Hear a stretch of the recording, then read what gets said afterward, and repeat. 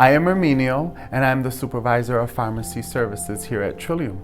I was born and raised here in Rochester, New York, on Rochester's west side. And you know, as everyone knows, in the 80s and in the 90s, the HIV epidemic was widespread, and it also touched my family as well.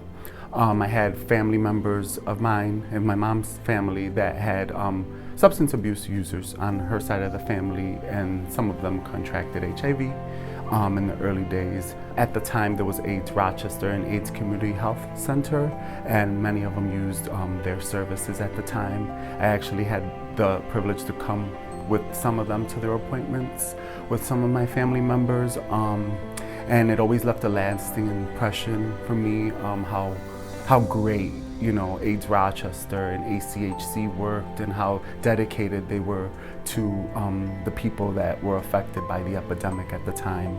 World AIDS Day for me is about commemorating all of the people that passed because of the virus, commemorating all of the advocates and heroes that were there.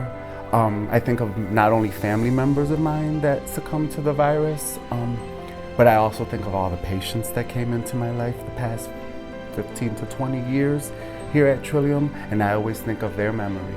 And one of the things that I think I learned from our patients and many people, you know, living with HIV and AIDS that continue is perseverance and never give up. They've empowered me my whole life, I think, people with HIV, because a lot of them never gave up, and they continue to fight to this day. And I think of World AIDS Day also as a celebration of life. Because of the medications that I've been able to dispense in the pharmacy, I know we've saved so many lives. I mean, I could think of about 20 people right now that survived the epidemic, that became positive in the early 90s or late 80s, and they're like, Herminio, it's been 35 years and I'm still here. To me, World AIDS Day is sacred.